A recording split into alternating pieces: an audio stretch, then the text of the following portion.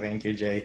Thank you, Jay. Thank you, Jennifer, and the rest of the Alex Kentsis Foundation. As Jay mentioned, I've been supported by the foundation for many, many years, and it's safe to say that without it, my research would not be what it is today, and I would not be able to share these ideas that I'm about to tell you about.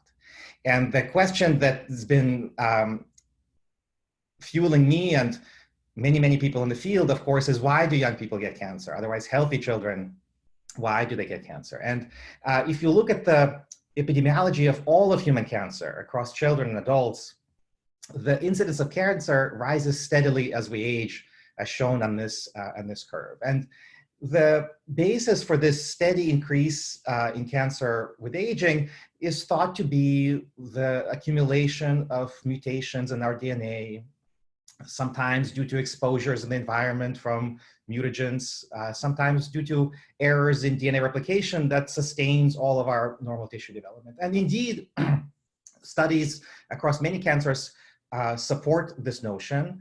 But of course, it is not really sufficient to explain why younger people who develop cancers due to these exposures when they have not lived long enough to accumulate errors in DNA.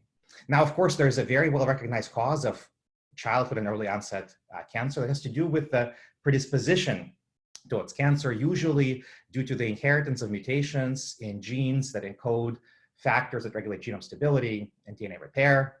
Some of these are well-recognized cancer predisposition syndromes, but current estimates of this in both children and young adults ranges somewhere between 8 and 10% of individuals, meaning that the majority of children who get cancer do not have a recognizable cancer predisposition syndrome or mutation.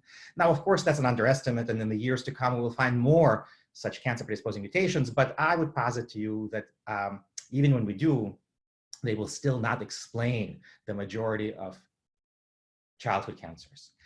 And this increased peak of incidence in childhood cancer has been puzzling the field for many, many years. And there is one common form of childhood cancer that gives us a clue. And these are lithoblastic leukemias. These are cancers of the blood, of the developing immune cells, B cells and T cells, that of course are part of the normal adaptive immune response that's essential for vertebrate immune system development.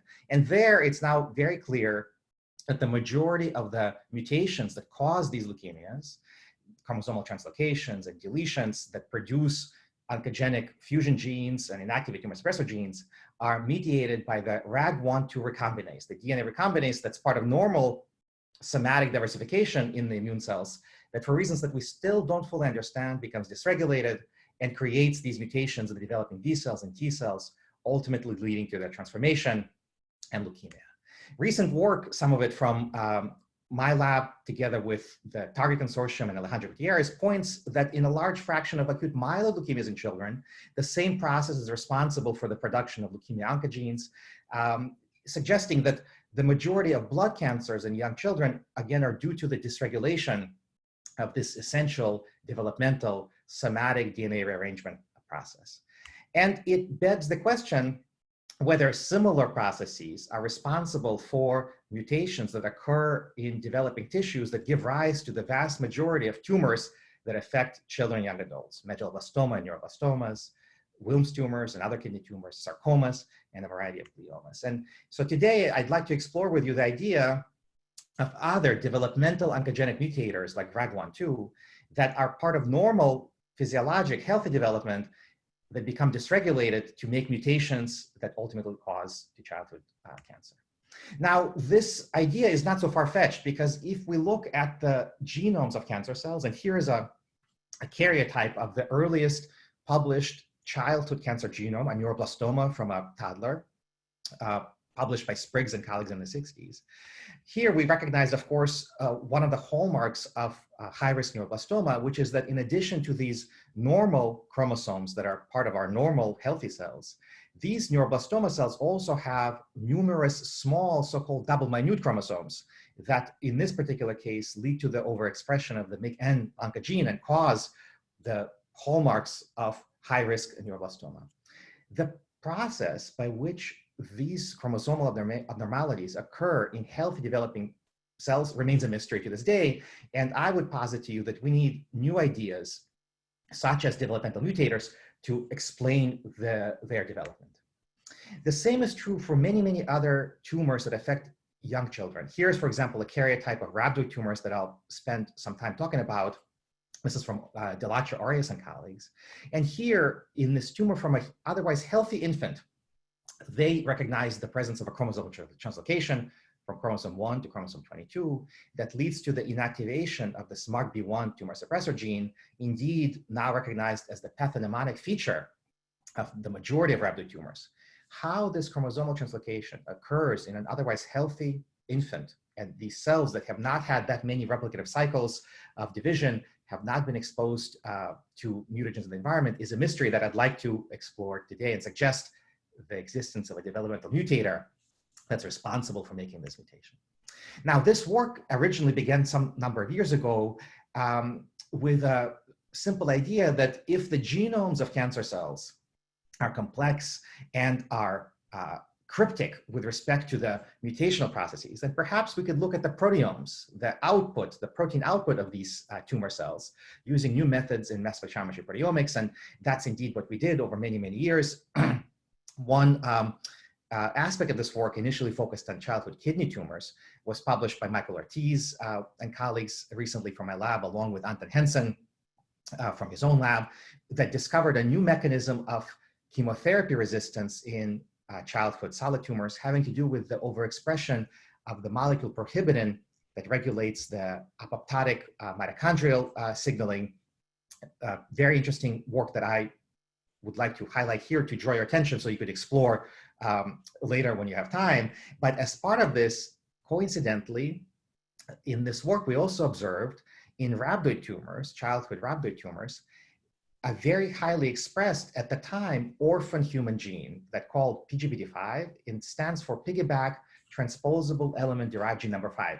Very peculiar name that caught my eye because at the time, the piggyback class of DNA transposases that I'll tell you in a bit was re-engineered and repurposed for gene transfer technology and transgenesis. And it seemed odd that a gene related to this otherwise very powerful enzyme that can mediate gene rearrangements would be expressed in these otherwise genetically quiet developmental tumors. And so before I go on, I want to spend a few minutes giving you some background on transposable elements and transposons. This is a fascinating class of genetic elements that's present in virtually every living thing, from prokaryotes to eukaryotes to animals. Originally discovered by Barbara McClintock in corn, and in fact, these are the 2 corn cobs that she studied, that Rob Martinson gave me to hold for a few minutes.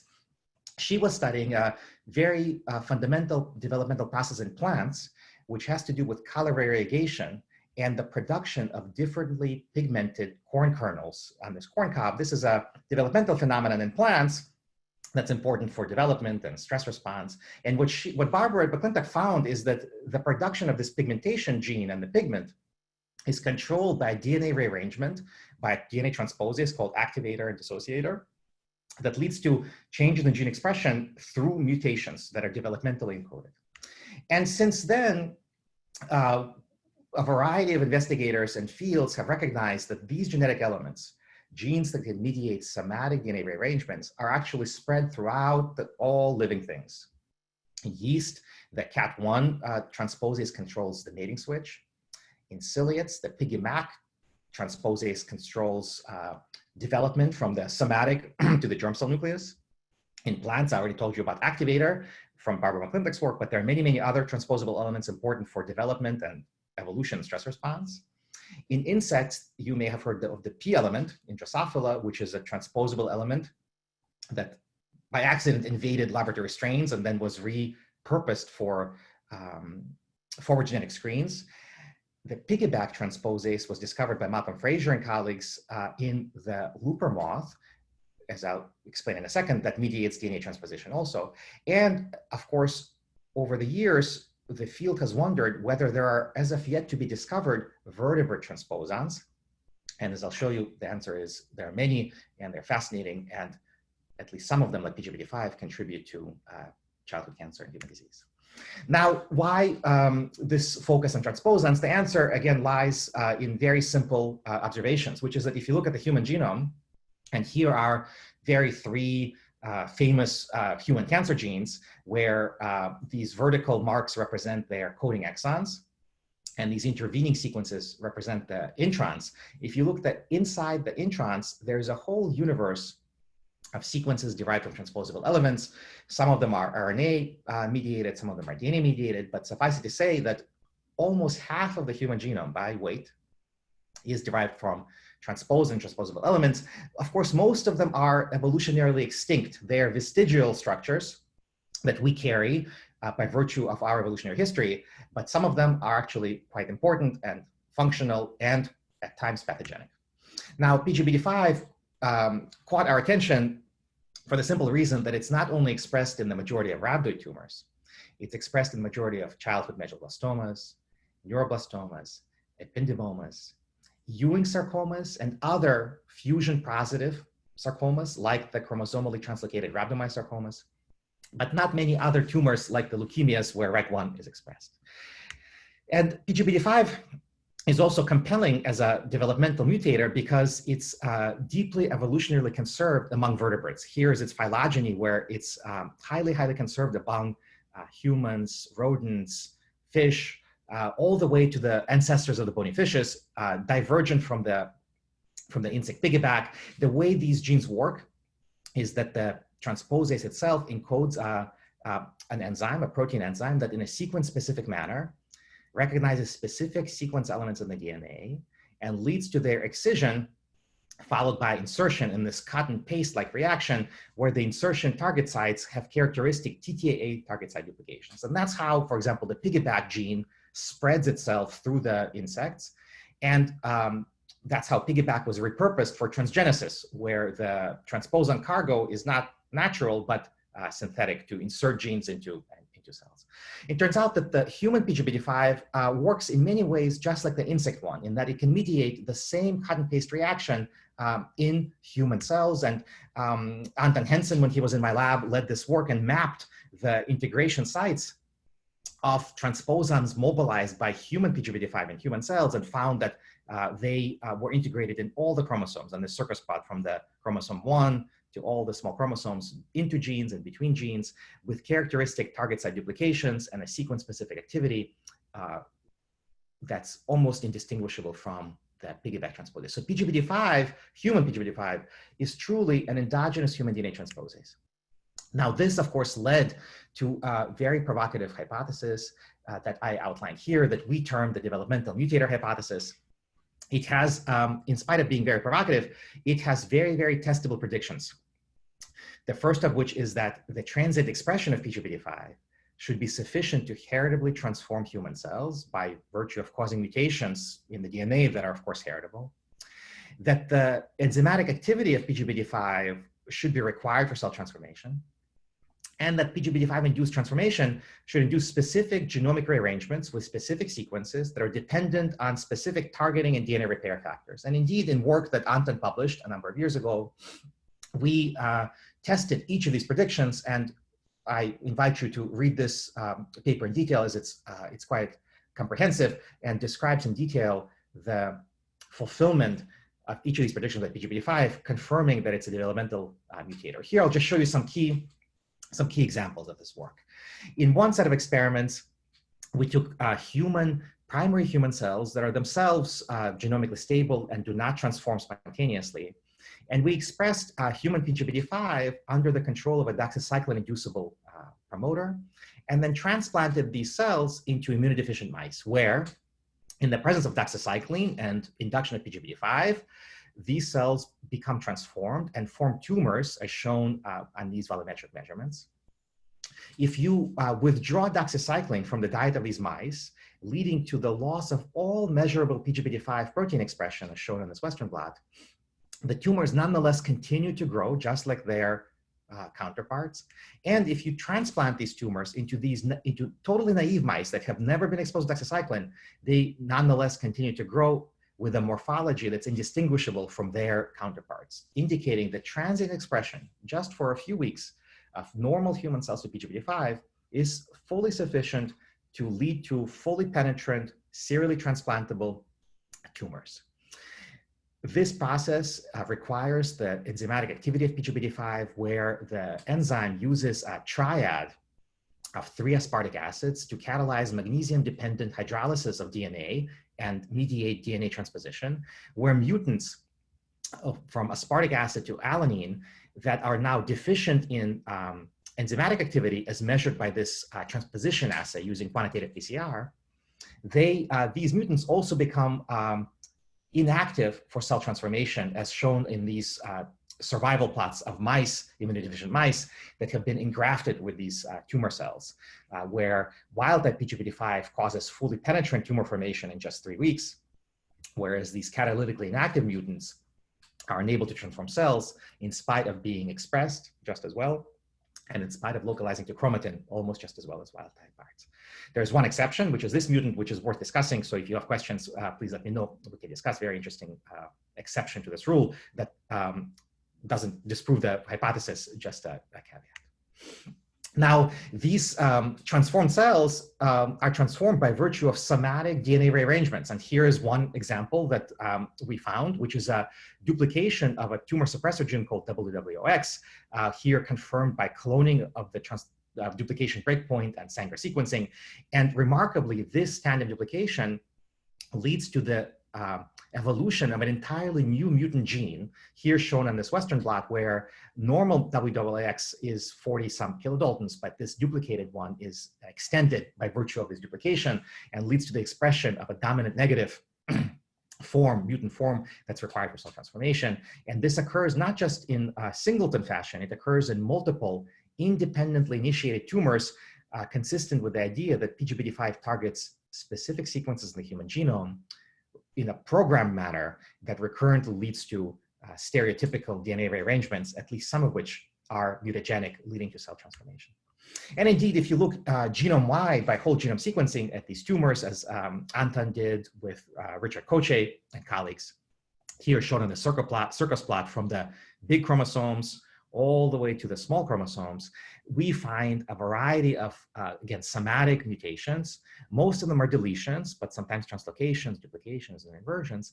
And a large fraction of these mutations induced by PGBD5 at their breakpoints, as marked by these arrowheads and shown here in these sequence alignments, have a very characteristic sequence. If you read it from the right to the left, it's GTGAC, GTGAC, GTGAC, GTGAC, GTGAC, and so on, which we termed PGBD5 specific signal sequence by analogy to the RAG1 signal sequence that are the substrates for the RAG1 recombinase, leading to the suggestion that these are some of the sequence elements in the human genome that are recognized by PGBD5 to mediate their somatic rearrangements. Again, in this case, mostly deletions and translocations. And you would then predict that if this is true, then if you look at human tumor cells, like, for example, human rhabdoid tumor cells that express endogenous PGBD5, where we, of course, hypothesize that it's responsible for the somatic DNA rearrangements that lead to mutations that lead to rhabdoid tumor development, that PGBD5 in these tumor cells would be physically associated with some of these genomic elements in the human genome. And indeed, using chromatin immunoprecipitation and sequencing, we mapped the genomic distribution of PGBD5 transposase on human chromatin.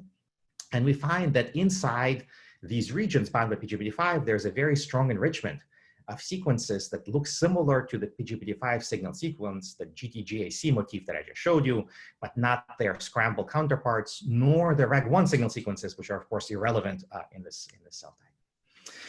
And you would also then predict that some of these human sequences would be direct substrates of PGBD5. So to test this, we used a reporter system initially developed by Malcolm Fraser and Nancy Craig and colleagues, where a reporter gene, in this case, a neomycin's resistance gene or a fluorescence gene, are flanked by these sequence elements. In one case, for example, these are, in this blue, are the insect transposons that the piggyback transposase works on, or these human elements, or of course its control counterpart that just has the reporter gene but no transposons. And if we express these or introduce these synthetic substrates into human cells expressing either PGBD5 or controls, we could then estimate the transposition activity by counting the number of cells that emerge to be neomycin resistant after the transposition reaction. And so, of course, if you take normal human cells, they are not resistant to neomycin. They do not produce any colonies, regardless of whether they contain insect transposons or human transposons. If these cells express the insect transposase, it efficiently transposes and integrates the neomycin resistance gene into the human genome, leading to the production of resistant colonies. And remarkably, PGBD5, human PGBD5, does the same thing. It mobilizes both the insect transposons in these new human sequences, consistent with this hypothesis that it is a developmentally encoded somatic mutator that can make DNA rearrangements in human cells. And remarkably, if you look at these cells and again map the distribution of PGBD5 protein on the human genome, here, for example, is a representative locus on chromosome 1, where we find the concentration of PGBD5 in association with this PSS motif that I just mentioned, the GTGAC. We also find at exactly the same position integration of these synthetic transposons, suggesting that PGBD5 exists in human tumor cells in a poised state that's competent for DNA transposition and DNA rearrangements, consistent with this mutagenic activity that I described to you. Does this happen in human tumor cells? We began this work in rhabdoid tumors, and so together with the Target Consortium and Elizabeth Perlman and many colleagues, we examined human rhabdoid tumors isolated from infants with tumors and sequenced by whole genome sequencing as compared to their matched normal tissues. And here is an analysis of this data that again was published by Anton and Richard a number of years ago, showing you all the human chromosomes from the big to the small on this circus plot, where we have overlaid all 30-some tumor genomes on one circus plot to show you the patterns of somatic DNA rearrangements that occur in these rhabdoid tumors that are recurrent in multiple individual patients. And so here, for example, you will see that at chromosome 22, virtually all patients, all tumors, have recurrent mutations of the SMARCB1 locus that inactivates the SMARCB1 tumor suppressor, leading to rhabdoid tumorigenesis. Most of these events are deletions, but some of them, if you will notice, are also translocations that are coupled to the deletion event, meaning the mutation itself is a complex DNA rearrangement.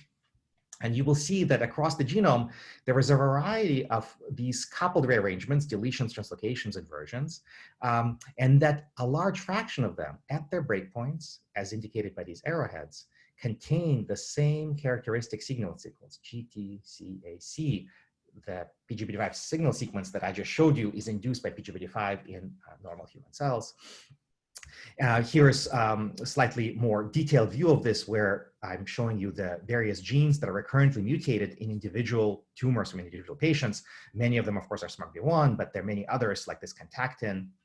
And again, at or near the mutation breakpoint is the same sequence, GTGAC, GTGAC, GTGAC, again, the PSS sequence. The sequence motif is imprecisely positioned relative to the breakpoint, consistent with a slightly promiscuous activity of PGBD5. In other words, an aberrant activity, not a perfect cut and paste reaction, but maybe a imperfect excision event, or perhaps just a double-strand break that then gets repaired inappropriately to produce these deletions. Now, as we finished this work, it was very gratifying to see that several other consortia, Stefan Pfister and Marcel Kuhl, Annie Huang, and Tamar Jabato completed their own genome sequencing analysis of rhabdoid tumors, both kidney tumors and rhabdoid brain tumors, the ATRT tumors.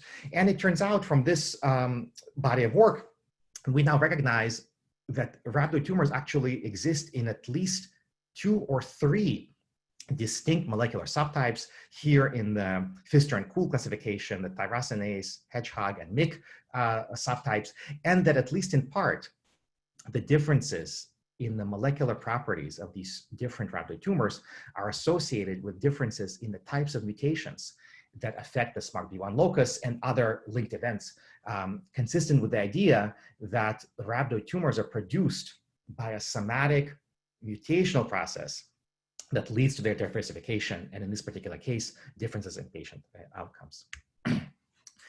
Now, this was, of course, very exciting to us, but looking back, it turns out that actually there's been already a lot of ample evidence to indicate this. Here's, for example, I'm showing you deletions of the contactin gene, which is recurrently mutated in rhabdoid tumors that with the breakpoints that we cloned in Sanger sequence that I'm showing you here. But it turns out that recurrent deletions of the contactin gene on chromosome 7 were already reported here, for example, by Ogawa and colleagues using CGH arrays a number of years back. So in other words, SMARCB1 is indeed an important part of rhabdoid tumor genesis, but it's not the only one. And based on our analysis, on average, each rhabdoid tumor has approximately 3 to 4 additional mutations besides SMARCB1. Often this contactin gene is deleted. Again, consistent with the idea that childhood tumors, even if they're quote unquote as relatively simple genomically as rhabdoid tumors, are nonetheless products of somatic mutagenesis and tumor evolution. And so this comes back to this idea that I raised to you a few minutes ago, which is PGBD5 a developmental mutator that's dysregulated in developing tissues in healthy children that then leads to the initiation of the various childhood solid tumors where PGBD5 is expressed in the majority of rhabdoid tumors, medulloblastomas, fusion sarcomas, and neuroblastomas. Now, this question, of course, is difficult to address decisively from human studies. But luckily, over the years, the field has developed a variety of genetically engineered mouse models that are quite accurate developmentally. And so we turn to these mouse models to ask whether PGBD5 is required for the initiation of tumor development in mice, insofar as these mouse models have produced the human condition. So we've been working together with several colleagues to address these questions across these many tumors types in mice and children. And the first one that I want to present to you, and this is unpublished work, is in medulloblastoma, where initially we collaborated with Michael Taylor's group and Hiro Suzuki and his group to examine human medulloblastoma genomes and to specifically ask whether in the somatic mutations that characterize human medulloblastomas, whether the breakpoints of these mutations have specific sequences consistent with the existence of a specific mutational process, and whether these sequences are in fact PGBD5 signal sequences that we just found in rhabdoid tumors. So in this work, together with Michael, we examined several hundred cases, initially of hedgehog subtype medulloblastoma, but now all the 4 major subgroups. These Illumina genomes were analyzed by Deli and Geneman, and then importantly, the reads that are rearranged were locally assembled using Velvet, giving us the contigs that we could then examine for sequences. And so here's a summary of this work that Ross Keller and my lab compiled together with Hiro and Michael's group, where we're showing you the various genes that are recurrently mutated in multiple individual medulloblastoma genomes. And if you look at these genes, and of course you will recognize if you've been studying medulloblastoma that many of these are well recognized tumor suppressor genes or oncogenes in medulloblastoma, genes like GLI, SUFO, and PATCH1 that encode factors in hedgehog signaling, genes like MIC-N and MIC, of course, that are important pathogens in a variety of tumors, genes like JFI1, 1B, PP1D, and PRKM6. And importantly, in nearly a third to a half of these somatic mutations, deletions, inversions, translocations, we found that their breakpoints have specific sequences at their breakpoints, as opposed to just random sequences that are characteristic of the human genome at large. And here's a breakdown of this analysis where I'm showing you here the various subgroups, the hedgehog subgroup, group 3, or MIC, activator subgroup, group 4, WNT, and in comparison, genomes from breast carcinomas, from patients with tumors that are deficient in homologous recombination that produces a whole universe of somatic mutations that are highly complex as a kind of comparator to give us a sense whether the signals we're seeing at the breakpoints in medulloblastoma mutations are true or just byproducts of somatic mutagenesis that may happen during tumor development. And importantly, we found that in, you could see 10 to 20% of the tumors, we find that their breakpoints look very much like the GTGAC motif that I just showed you that characterizes mutations in rhabdoid tumors and PGBD5-induced RPE tumors, but not in these complex breast carcinomas. And these medulloblastomas, in addition to the PGBD5 signal sequences we already defined as substrates PGBD5, also have several other new sequence motifs that, again, as I mentioned, in aggregate account for a third to a half of somatic mutations in human medulloblastomas, consistent with the existence of a specific mutational process that leads to, again, mutations of tumor suppressor genes and activation of oncogenes that are responsible for human medulloblastoma. Is PGBD5 responsible?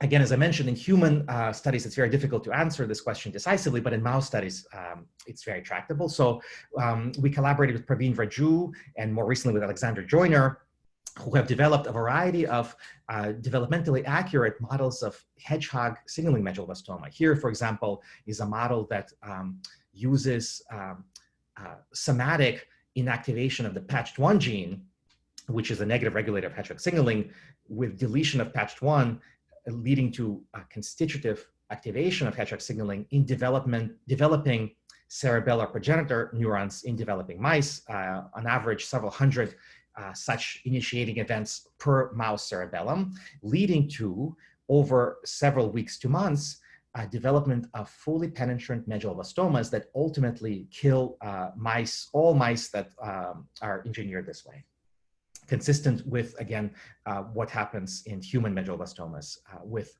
activation of hedgehog signaling.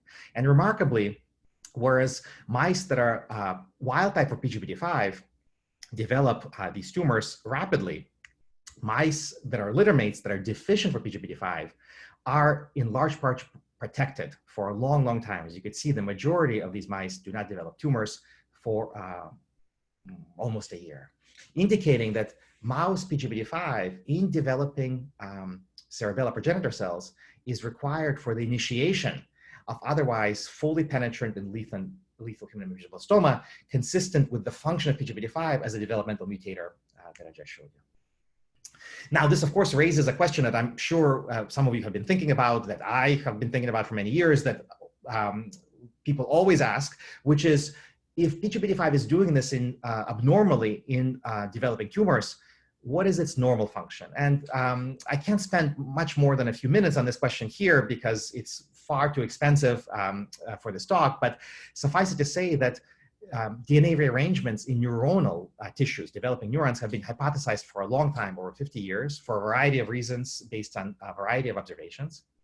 And of course, we can't help but ask whether PGBD5 is the elusive neuronal DNA recombinase because of the existence of these mouse models that we have developed. And so Luth Jubier and colleagues in my lab asked this, looked at the developing mouse neurons. Here's a section through the cortex of a developing mouse embryo. This is the ventricle, and this is the outside of the brain.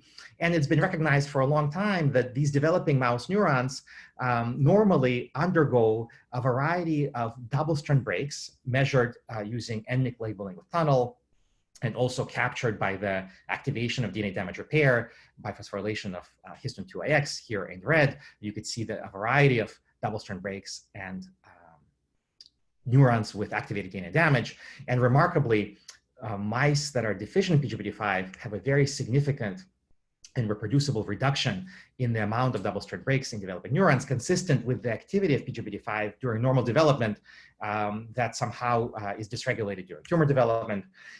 To explore this further, we carried out a relatively large study of the genome sequencing of normal developing mouse brains, both from the adults, from different regions in the adults, and the embryos. Importantly, together with a variety of colleagues, Raoul Rabadan, David Torrents, and many others, tried to apply new methods for the analysis of short-read DNA sequencing that are able to capture what would otherwise be polyclonal somatic DNA rearrangements. And indeed, here's an example of the success of these new methods, where we, in normal blood of mice, can now detect deletions in the immunoglobulin kappa locus, which encodes one of the immunoglobulin genes that are normally rearranged by the RAG1 recombinase as part of normal B cell and T cell development that I just told you, that again produces these quote unquote mutant but normal healthy B cells and T cells in the circulation. And in the brains, we see also a large spectrum of somatic DNA rearrangements that occur in wild type brains, but not PGBD5. Knockout brains, these are concentrated in distinct regions of the mouse genome, consistent with a specific activity. And here is just on this heat map, I'm showing you some of the loci that are, again, somatically rearranged in wild type mice, but not in mice that are deficient for PGBD5. And we're currently actively trying to confirm and establish this phenomenon rigorously.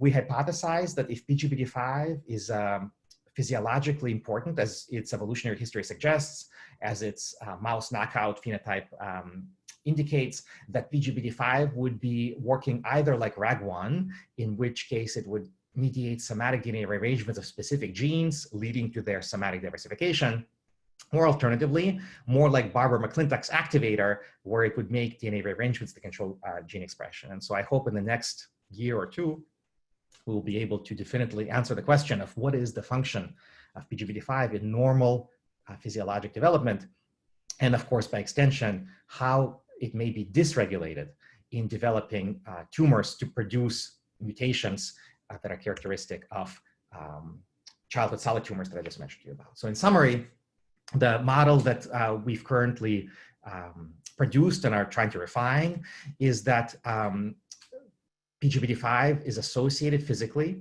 with the human genome with specific sequences, at least some of which look like the PGBD5 signal sequences that I just showed you, together with cofactors, at least some of which is PAX, which I didn't have time to tell you about, but is published, mediate somatic DNA rearrangements that lead to mutations of oncogenic tumor suppressor genes that are, at least some of which are then pathogenic and are required and sufficient to transform cells and mutate them. Now, this was again a lot of ideas. And as you would imagine, this biology must be complex because such a process must be tightly regulated in our cells. And so we have a lot of work ahead of us to enumerate the factors that are working with PGBD5 and to define their mechanisms. But nonetheless, we, of course, as pediatric oncologists, are very eager to try to apply knowledge of this to new therapies for patients. And so one idea that we explored early on is that if PGBD5 is active in tumor cells and makes double-strand breaks and other forms of DNA damage, then perhaps these tumor cells would require ongoing DNA damage repair and signaling to repair many of these events that PGBD5 induces, as I showed you. And so this work, again, was led by Alex Kentsis when he was in my lab, where we explored the dependency of PGBD5 on non-homologous and joining DNA repair, because this form of DNA repair is classically engaged by DNA transposases like PGBD5. This involves the structural cofactors like the cofactors that load onto broken double-strand ends and recruit a large apparatus, including the ATM and ATR kinases that signal to rhomatochromatin, recruit DNA ligases, and ultimately repair the break. And what we found, again, in work that was mostly published, is that PGBD5 expressing cells require non-homologous end joining. They require both COO and ATM and ATR, as measured by NMIC labeling and phosphorylation of H2AX. And if we survey at the time existing selective inhibitors of DNA damage repair, like this ATR inhibitor, ATM inhibitor, and the like, and compare their activity against cells that express wild-type PGBD5 or the catalytically inactive and various other mutants, we could identify inhibitors like this ATP-competitive ATR selective inhibitor AZD6738 that are more than a log selective, again, against PGBD5 expressing cells, but not normal cells. Importantly, this inhibitor exhibits a very high potency in vitro against the majority of rhabdoid tumor cell lines, medulloblastoma cell lines, neuroblastoma cell lines, unisarcoma cell lines, all of which express PGBD5, but much reduced activity against normal human and mouse cells. And indeed, to a first approximation in vitro, the susceptibility of human PGBD5 expressing childhood tumor cells to AZD6738 correlates very well to the relative expression of PGBD5 protein.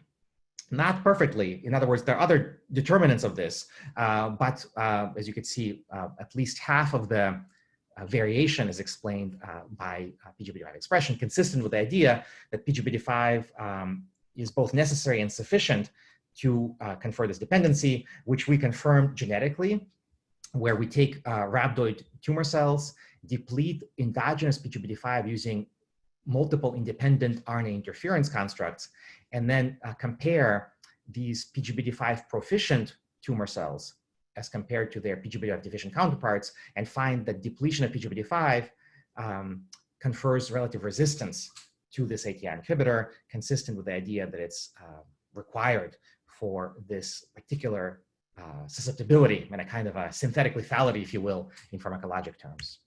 And gratifyingly, some, but not all, human tumor cells that express PGBD5 could be significantly suppressed in their growth and sometimes regressed by single agent oral ATR inhibitor treatment, as shown here, for example, for these two neuroblastoma and medulloblastoma xenografts in immunodeficient mice.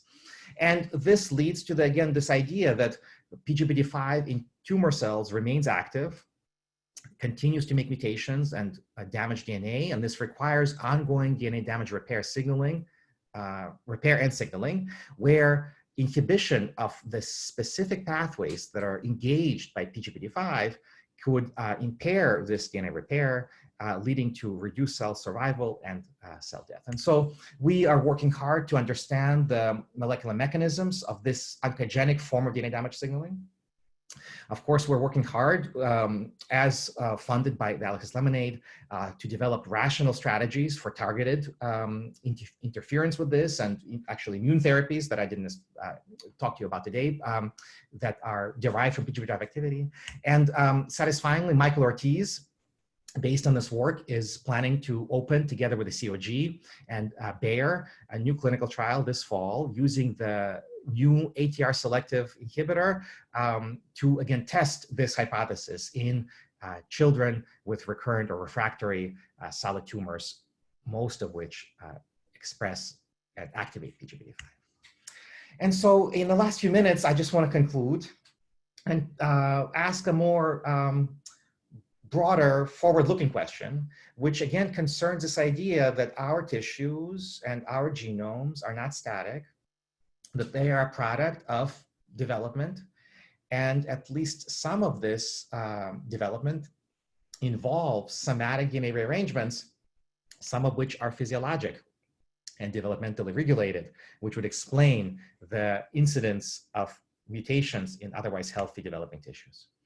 And so this question of could there be somatic genetic diversification by domestic DNA transposons is actually, though at the moment seems very provocative, but it's actually not very new, because even when the human genome was completed in the late 90s, Arian Smith and colleagues noted that the human genome contains a variety of genes that are derived from transposons of various types. Here is the reproduction of their table from the late 90s.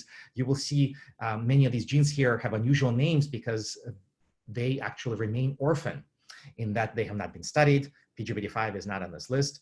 And so suffice it to say, there are probably several dozen genes that are in human genomes, some of which are evolutionary conserved, some of which retain apparent catalytic residues, and are expressed in tissues.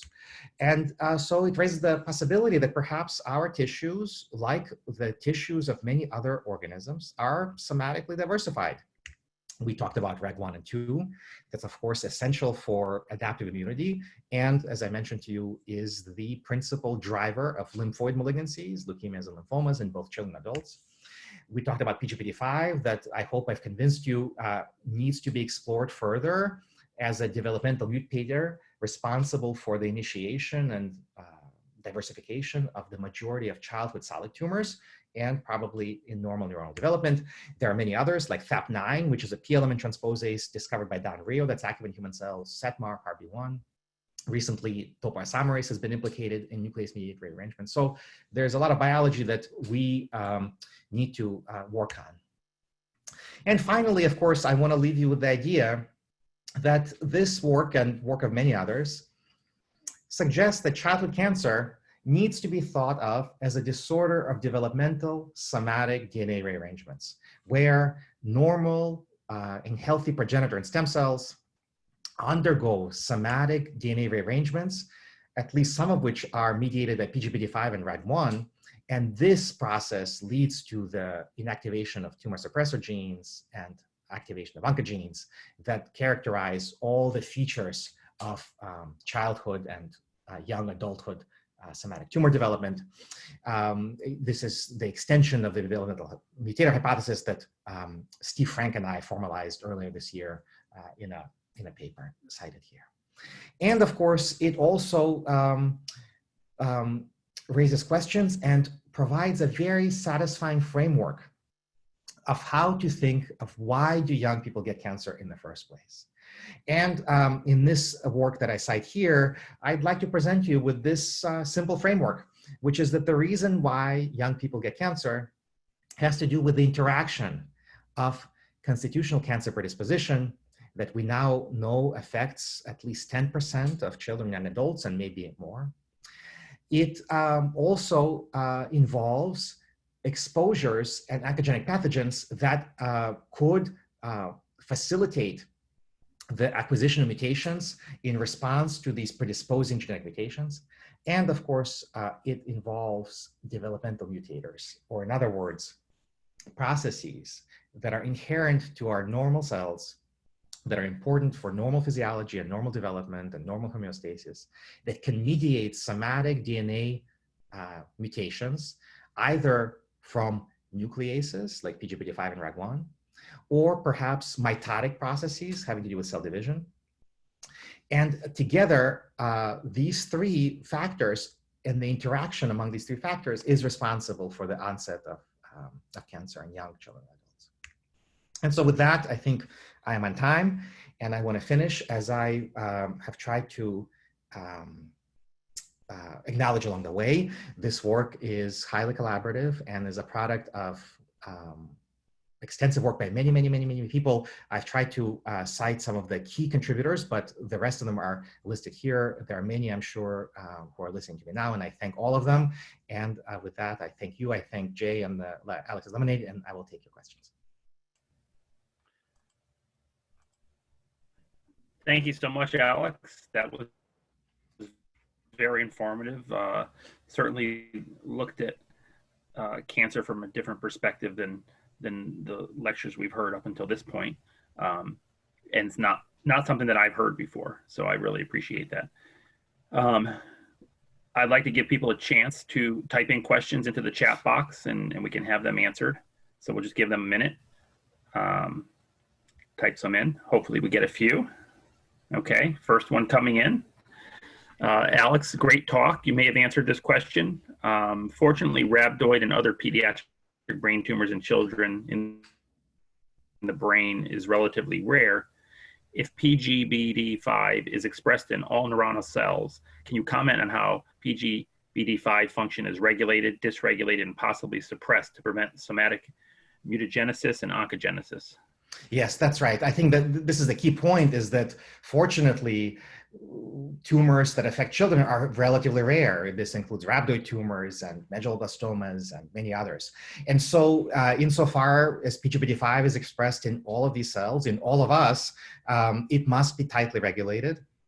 And we, of course, hypothesize both negative and positive regulators that control its activity during specific developmental periods and prevent the unrestricted tumor mutagenesis that can accompany tumor formation. To be honest, we still don't know what they are, but I would posit that at least some of them are factors that regulate DNA damage repair itself.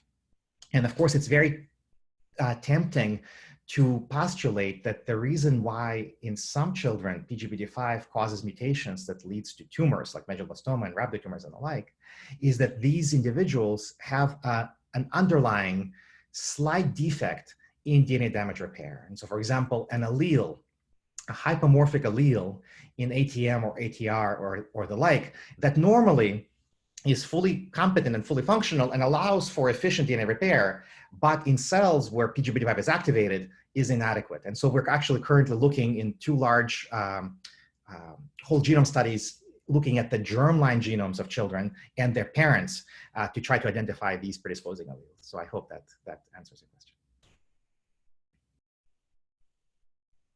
Thank you. That came in from Martine Rousseau.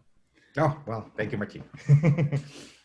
The next question is from Shai Israeli.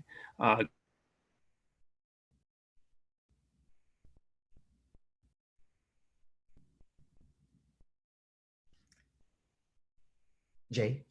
Okay. Jay, I lost you there for a second. Can you repeat? Great talk, Alex. A truly inspiring vision. The question is the expression of this transpose most of adult sarcomas have also have specific? Yes, Jay, if I Sure. heard you correctly, the question was whether PGBD5 is also expressed. Yes, is expressed in adult sarcomas. Yes, yes, go ahead.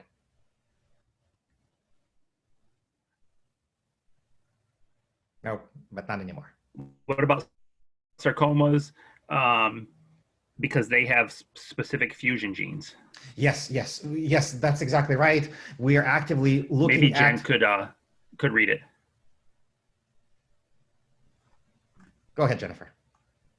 Okay, I think you got that question. If you want to answer that one, and then I'll read the remaining ones. Okay, good. So if I got the question is whether PGBD5 is also active in adult sarcomas. And the answer is we hypothesize yes. For example, in the fusion positive sarcomas, like fusion positive rhabdomyosarcomas, for example, we also hypothesize the same, and we have some unpublished data that is consistent with that, where we've looked at the composition of the sequence breakpoints in these sarcomas that look like PGBD5 signal sequences. And of course, we're actively collaborating to test this in mouse models, for example, using the very nice mouse models for rhabdomyosarcoma that many have developed, including at St. Jude. And the same is true actually for carcinomas, because PGBD5 is also expressed in the majority of small cell carcinomas in young adults and middle-aged adults, small cell lung cancer, small cell colon cancer, small cell breast cancer. And so we're exploring the same in that. And of course, that's very interesting because the genomes of these small cell carcinomas are highly complex, highly mutated. And so we're looking for that. All right, so Alex, I'm going to try and do this without my video on. Maybe my slow internet connection today will work, okay? The last slide, this question is reference to the last slide. Predispositions were mentioned as 10% of causes of pediatric cancer. Do we know the percentages for the other two groups? For the other two groups, meaning the pathogens and mutators, or which other two groups?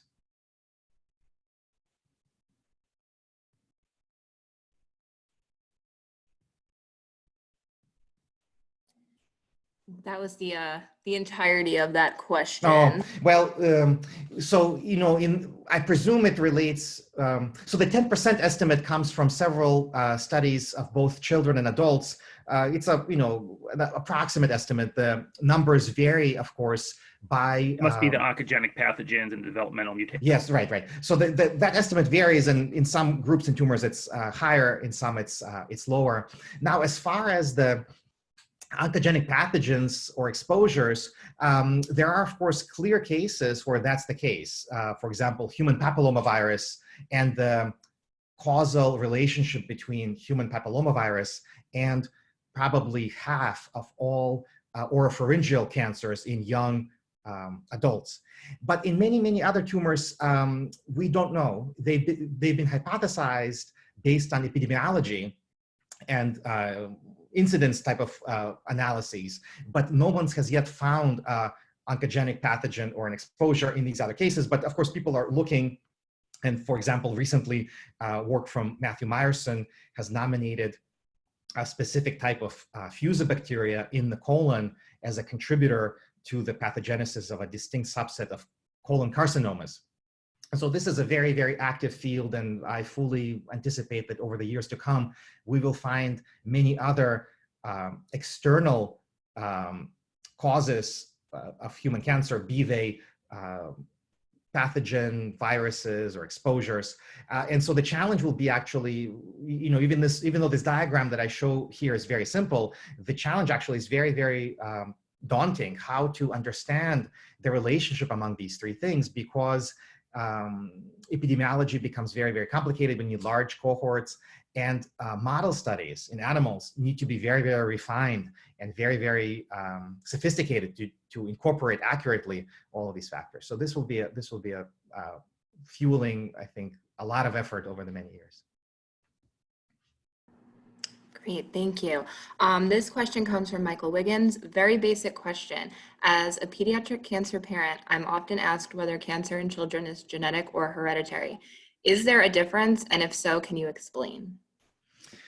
It's a great question. Of course, and there is a difference. Of course, we know that for some children, they develop cancer in a hereditary fashion where they inherit altered form of a gene from either the mother or the father, and that this altered form of a gene runs through the family in a hereditary fashion. And so these are some of the well-recognized cancer predisposition syndromes. But we also know of cases where we do not see such an altered, but instead see it originating in the child, him or herself, during early development. Some of these altered forms are constitutional, where the entire body has this form. Some are mosaic, where certain tissues have this form. And so again, these are relatively rare events. The numbers are relatively rare, 10% or so. But the idea that I would like to explore here today is that perhaps there is another process that's not hereditary, because the altered forms of genes don't run in families, but instead it occurs in the body, in specific tissues in the body that then lead to tumor development. So in that sense, it is a genetic cause, but it is not a hereditary cause. And so this is this idea that now is increasingly gaining traction in the field, because as we analyze the genomes of normal tissues in children and adults, not from children with cancer, but just otherwise healthy children, we find that their tissues actually have lots and lots of altered genes in them. Most of them are probably not pathogenic and cause no harm, but some of them probably do, and that's the challenge for us, is to figure out what and how to leverage this knowledge for better therapies for all children. Okay, thank you. We have another question from Logan Spector. If you have a couple more minutes, so just a couple more questions. Of course, of course. Okay, incidence of many childhood tumors vary by ancestry, most notoriously Ewing sarcoma. How does that fit with your hypothesis? It's again a great question, and it comes back to the question that I think Martine asked earlier, which is, if PGBD5 is in all of us and is active in all of us, what dysregulates it in the first place? And of course, again, one attractive possibility is that perhaps there is an inherited gene that may be ancestry related as part of our ethnicity, historical ethnicity, or maybe just related to our family history, that is otherwise more or less normal, but in the setting of PGBD5 or another active developmental mutator confers an increased risk to having more mutations and special mutations that can cause cancer development in susceptible tissues. And so that's the question that we'd like to explore. Of course, this requires careful human genetic studies, and so that's the collaborations we're exploring now to try to understand exactly this relationship that is shown on this triangular diagram. Could there be an increased susceptibility to childhood cancer by virtue of our family history? That's not cancer predisposition syndrome, but just predilection, if you will. Great. Okay, so it looks like this is probably our last question from Shai again. Is there any alteration of this transposon activity in children with ATM? Yes, so great question. So Shai is referring to the ataxial telangiectasia syndrome, which manifests in children and young adults with blood cancers or lymphomas, and also neurodevelopmental defects, which is responsible for the ataxia and the problems with motor function that these individuals have. And we would hypothesize yes, and that this has to do with PGBD5 because, and this has been done extensively by many investigators. Martine Rousseau has done important work in this field, Fred Auld, McKinnon, many others. When they examined mice that are deficient for ATM, that mimic the ataxia telangiectasia of humans, if you look inside the developing brains of these ATM deficient mice, there is an excess of double-strand breaks and an excess in DNA damage repair activation and excess of neuronal cell death that's responsible for the abnormal development of these brains. And so that suggests the presence of a nuclease that's active in this period, which requires ongoing DNA damage repair and signaling, at least in part, dependent on ATM, the ATM kinase. And so that would be the hypothesis that we're exploring. And then again, that's very, very testable because of this preceding work that I just cited, and because the mouse models are currently very, very tractable. And so that, I hope over the next year or two, we'll be able to answer this question. But my kind of intuitive answer today is that the answer will be yes. Great. Well, thank you so much, Alex. Those are all the questions that came in. I know on behalf of Jay, he would also like to thank you for doing this. It looks like his internet booted him off early, unfortunately. But thank you all for attending. Thank you, Alex, for taking the time to present on your incredible work. Thank you again. Thank you again. And I look forward to listening to more lectures in the coming months. Thank you. Have a great day, everybody.